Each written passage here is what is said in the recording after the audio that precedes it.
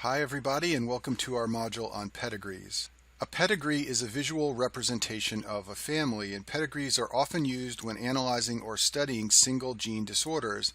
A pedigree is a visual representation of how the gene is passed down through generations, and some members have disease and some members are carriers. And there are several typical patterns of genes that you should know for the USMLE Step 1 exam. These include autosomal recessive genes, autosomal dominant genes, and X-linked genes, and we'll go through all of these in this video now. Pedigrees use symbols to indicate whether a member of a family is male or female, whether that person is affected or unaffected by disease, and also to indicate whether individuals are married or are children of other members of the family. Unaffected males and females are indicated by either a white box or a white circle. Affected males and females are indicated by either a black box or a black circle. Marriage is indicated by a line between two people, and children are indicated by a line coming down from a particular marriage or union. Let's start by talking about pedigrees for autosomal recessive conditions. In these disorders, there are usually two alleles for a gene. One allele is usually denoted by a capital letter, like capital letter A. That's the normal allele. And then there is a disease gene, which is usually denoted by a lowercase letter, like lowercase a in this example here. And only homozygotes for the disease gene, in other words, only individuals with two copies of the disease gene, will develop disease. So this is what a pedigree might look like for a family that has a gene for an autosomal recessive condition present in the family.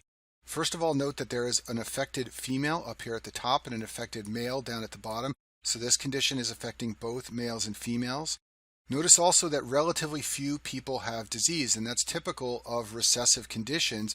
Because the gene is recessive, most people will either not have it or be carriers, but only a small number of people will inherit two copies of the disease gene and develop disease.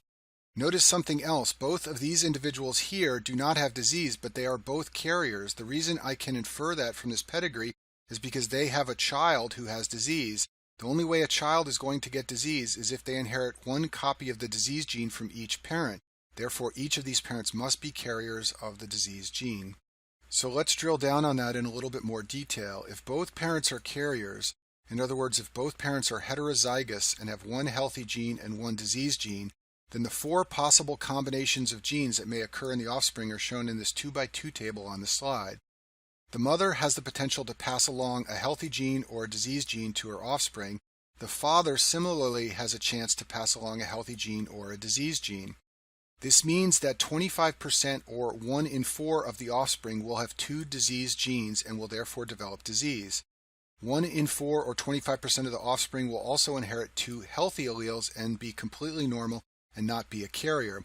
And then 50% of the offspring, or 2 out of 4, will be a carrier for the disease and will have one healthy allele and one disease allele. And I've summarized these points on the slide. The child can have disease, only 1 in 4 chance of a child with disease. 2 of 4 children will be carriers, and 1 of 4 children will not be carriers. Another way of thinking about this is that the mother has a 50% chance of giving the disease gene A to a child. She has two genes, and for each one there's a 50% chance she passes it on to her child. Similarly, the father has a 50% chance of giving the disease gene A to one of his children. Therefore, the chance that a child inherits two copies of the disease allele is 0.5 times 0.5, or 0.25, which is 25%, or 1 in 4, as we said before. And the reason it's helpful to think of it that way is because sometimes we don't know whether the mother or father are carriers, but we know the carrier frequency within a population. So let's suppose we know that the mother comes from a population where 1 in 50 individuals is a carrier of the disease gene. Let's suppose we also know that the father comes from another population where the incidence of carriers is 1 in 100. This means the chance that both the mother and father are carriers is 1 in 100 times 1 in 50, which is 1 in 5,000. Those two individuals then have a 25% chance of passing the disease on to their offspring. Therefore, the chance that a child of this marriage becomes affected is 1/4 of 1 in 5,000, which equals 1 out of 20,000. And you are sometimes given genetics problems where the risk of being a carrier is known like this, and you have to calculate them using the example I've shown on the screen here as a model. Let me make some more general points about autosomal recessive pedigrees. Some of these I mentioned earlier. In an autosomal recessive pedigree, males and females are typically affected equally. There are relatively few family members who have disease, and there are often many generations that go by without disease. And then finally, there's an increased risk of disease if a child is the result of consanguinity. Consanguinity is when parents are related and share common ancestors. If this happens, there's an increased risk that the two parents may both carry a recessive gene that runs in that family, and therefore there's an increased risk that a child will be born with that recessive condition. On this slide, I've listed just a few examples of autosomal recessive conditions. These include cystic fibrosis, sickle cell anemia, hemochromatosis, Wilson's disease, and there are many, many other examples of autosomal recessive diseases.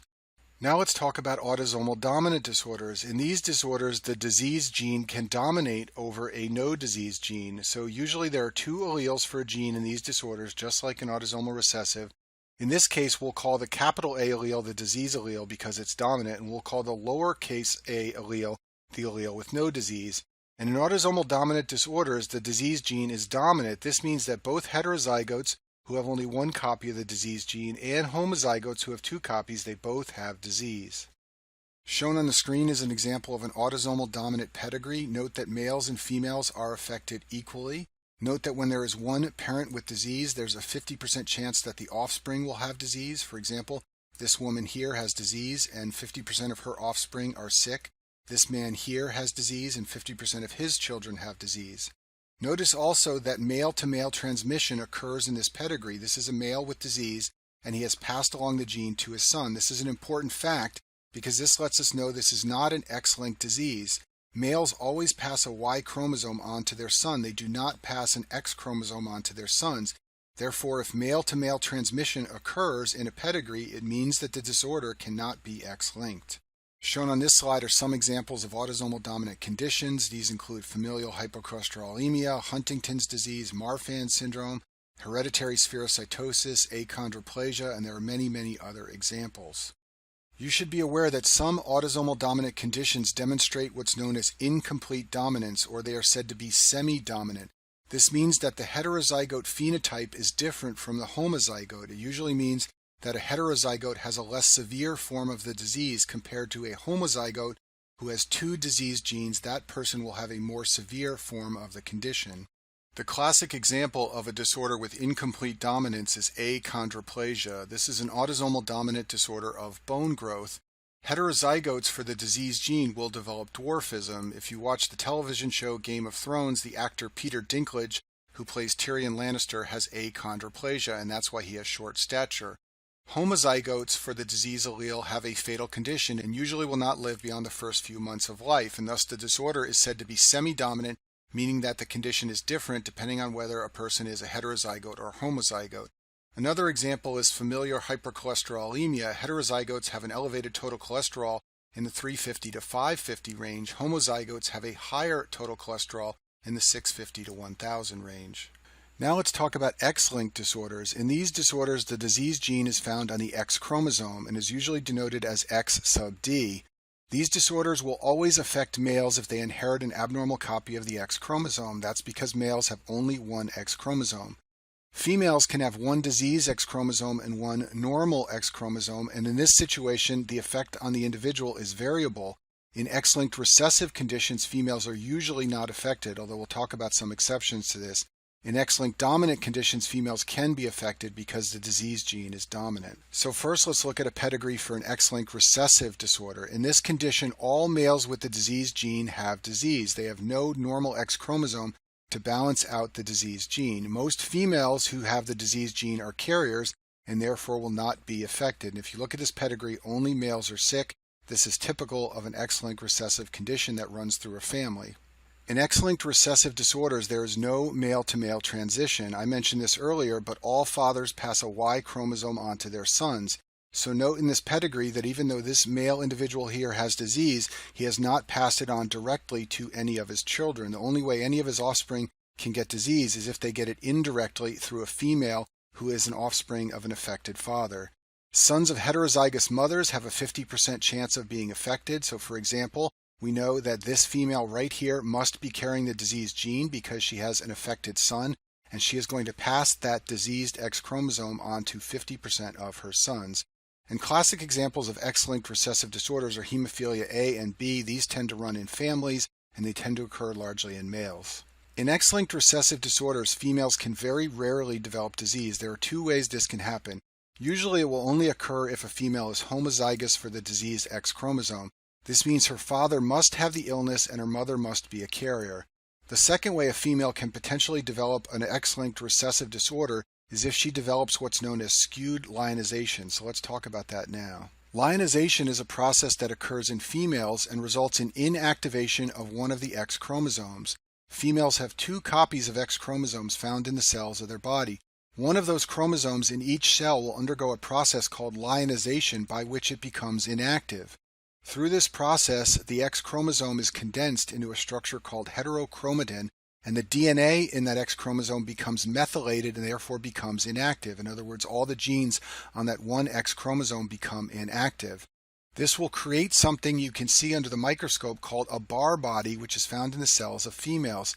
It's a dark spot on the periphery of the nucleus. An example is shown here on the screen. That represents the inactive X chromosome in that particular cell. Lionization is a random process. Different X chromosomes become inactive in different cells in the body of a female. This occurs early in development at a stage when the embryo has less than 100 cells, and it results in X mosaicism in females. In other words, different cells in the body will have a different X chromosome that is working compared to others. This can potentially lead to symptoms in females of an X-linked recessive disorder if the process results in what's known as skewed lionization, where relatively more of the healthy X chromosomes become inactive and relatively greater numbers of the diseased X chromosomes are active, especially in the tissues where that X chromosome can cause disease. Now let's talk about the pedigree for an X-linked dominant disorder. These disorders can occur in both sexes even though they are X-linked because the diseased X chromosome is dominant. A special feature of these pedigrees is that every daughter of affected males has disease. This is because all daughters get an X chromosome from their father, and affected fathers must give their diseased X chromosome to their daughter. So for example, let's focus on this male individual here. He must have one diseased X chromosome and one normal Y chromosome. For him to have a female offspring, he must pass his X chromosome, which is diseased, on to his daughter, and therefore she will definitely develop disease. The pedigree of an X-linked dominant disorder can mimic an autosomal dominant pattern. However, a key difference is one that I mentioned earlier. In autosomal dominant disorders, there can be male-to-male transmission. In X-linked dominant disorders, there is no male-to-male transmission. That's because fathers always pass a Y chromosome on to their sons. So in this pedigree shown on the screen here, we have an affected male here. He has not passed it on to his son. He cannot do this because this is an X-linked disorder, and he is always going to pass a Y chromosome onto his male offspring. X-linked dominant disorders tend to be more severe among males because they do not have a second X chromosome that is normal. And the classic example of an X-linked dominant disorder is the Fragile X syndrome. I talk about this in more detail in the video on trinucleotide repeat disorders, but it is the second most common genetic cause of intellectual disability after Down syndrome. It is more severe in males. It often has features of autism, and children have a characteristic facial appearance like this boy shown on the screen here. They have a long, narrow face with large ears and a large jaw. Moving on, let's talk about mitochondrial genes and what a mitochondrial disorder can look like on a pedigree. You should be aware that each mitochondria found in our body contains some of its own DNA, which is called mtDNA, and this codes for mitochondrial proteins. If there is a mutation in the genes coding for mtDNA, the organs that are most affected will be the central nervous system and skeletal muscle because these rely heavily on aerobic metabolism. Mitochondrial genes display a unique genetic phenomenon known as heteroplasmy. It turns out there are multiple copies of mtDNA in each mitochondria, and in addition, there are multiple mitochondria found in each cell. If all of the mtDNA in a particular cell is normal or abnormal, that cell is said to display homoplasmy. The more common condition, however, is that cells display a mixture of normal and abnormal genes in the mitochondria, and this is called heteroplasmy. And because of heteroplasmy, mutant mitochondrial gene expression is highly variable. It depends on the amount of normal versus abnormal genes in each mitochondria, and also the number of mutant mitochondria in each cell or tissue.